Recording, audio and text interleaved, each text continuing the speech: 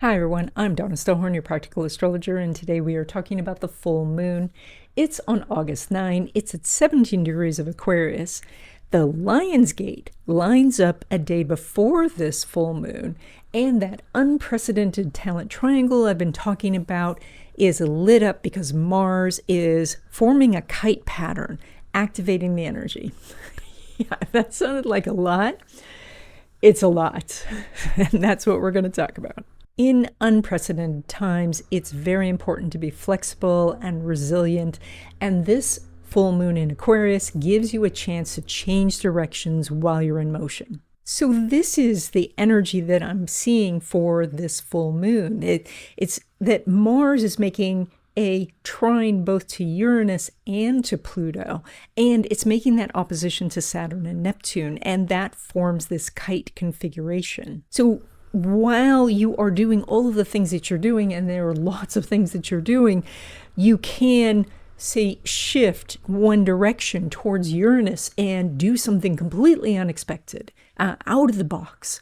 Or you can shift towards Pluto and let go of something that's been holding you back, a vice, an attitude, a person, a project, and free yourself. Or you can meet Saturn and Neptune in the middle and actively work with someone else, maybe helping them. So putting aside your desires and your goals and really focusing on them. And as you do, you get the insights and spiritual healing that you need. And all of this comes down to the fact that what's most important right now is flexibility and resilience.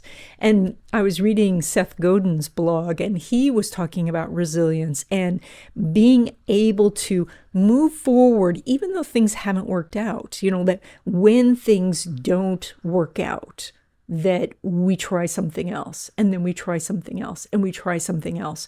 And that continual knocking at these different doors is what brings us opportunities. And if you would like to know more about what's ahead for you in 2025 and 2026, I do readings. I do all types of astrological readings. That means progressed readings, solar return readings, readings for compatibility, to start your business, for timing.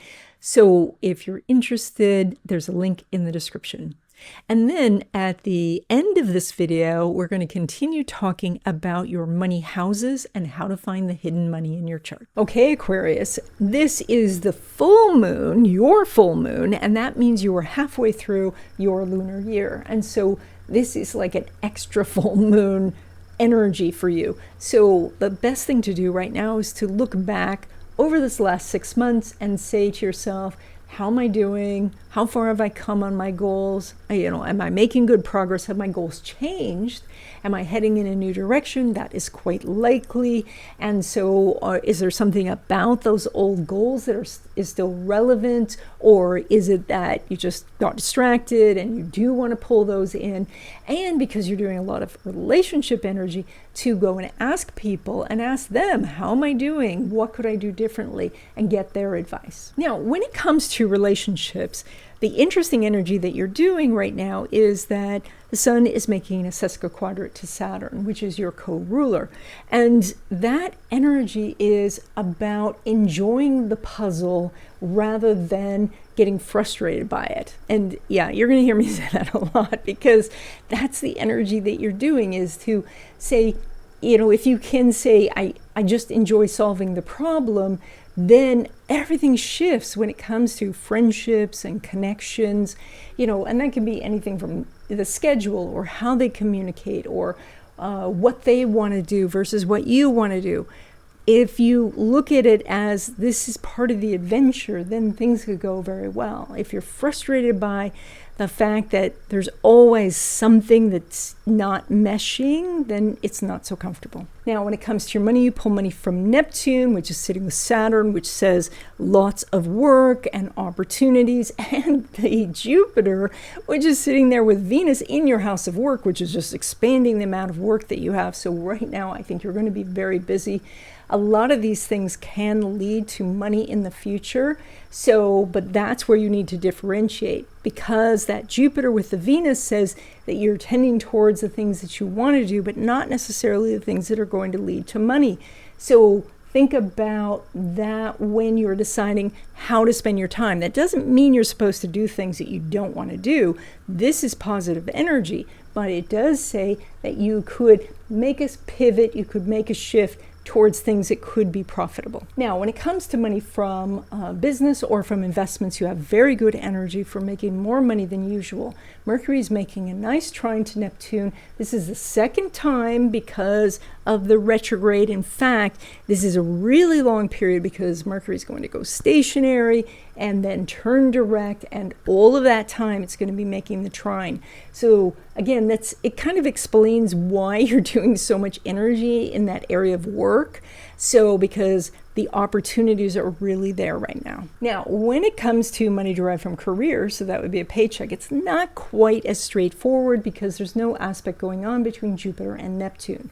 So that means that you could be working very hard at work, but that is not necessarily moving the needle with your boss. So you do want to check in and say, what are the things that I can do to garner the raise or the promotion or something like that.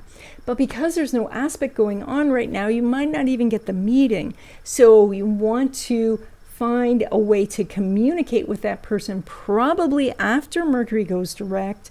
So that's going to be on the 11th, and then give it a few days so we can pick up some speed. So you may want to just wait until the new moon in 2 weeks. Okay, in the third section of this video, there is a little tutorial, but first I have a couple of announcements, and one of those is about the tutorials themselves, and that is that as a member, you get direct access to these tutorials. You get them all in a little series, and there are additional videos, deep dive videos, behind the scenes videos.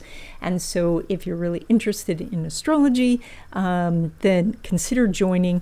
The join button is on YouTube. It's right by the subscribe button, and so I would love to have you as a member. And then, in case you don't know already, I give a free class every month. It is on the first day of the month. It's at 12 p.m. Pacific time. That is 3 p.m. Eastern time. That is 8 p.m. England time. I don't know what that is for Australia. I should find out.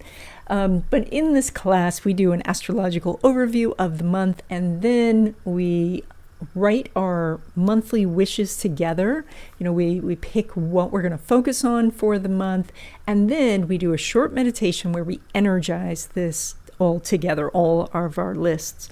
And this class lasts for about an hour. As I said, it is free. You can register for this class. There's a link in the description. So let's continue our discussion about finding the hidden money in your chart. And by the way, I do have a video course on this topic, and there is a link to that in the description. So we've talked about the second house for a couple of videos now, and so I'd like to start our discussion talking about the other houses, money houses in your chart.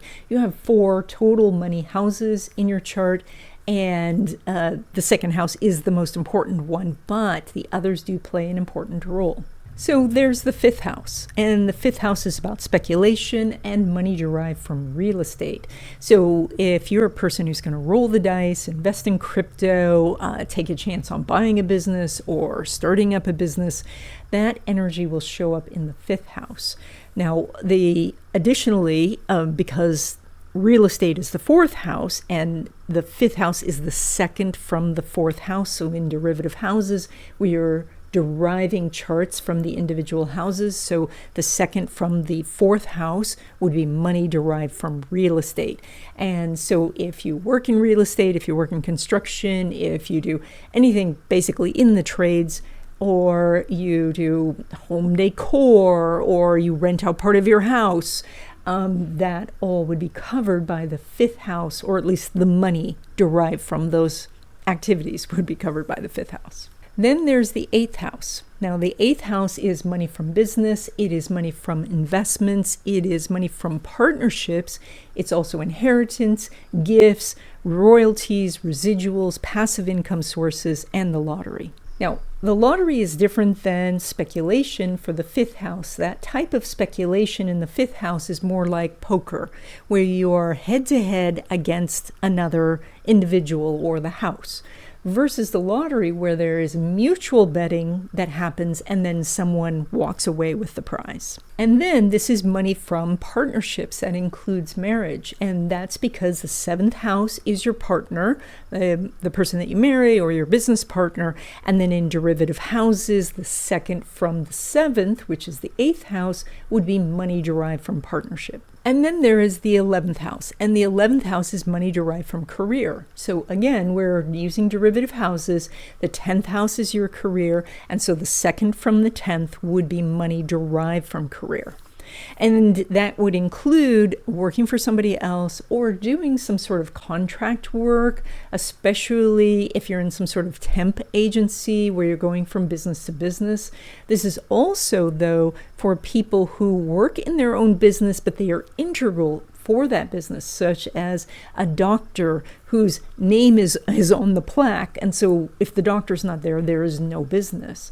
Or people like studio musicians, where it's gig after gig, but it's more treated like a job, where there are certain hours that they have to show up and do whatever they're doing. So there is a little bit of a fine line on the contract work. Sometimes that will appear more as 8th house, sometimes it's more 11th house. But in general, what we look at is if you have a well-disposed 11th house, you're more likely to work for someone else. If your 8th house is a better house, better based on the planets that are there and the aspects that they're making, then you're more inclined to have your own business. And then the next step will be to look at the planets in those houses and what houses they rule, and then also the sign on the cusp and where that planet is, because that house will give you more information about the money you can attract. And we will talk about that in future videos. And that's it.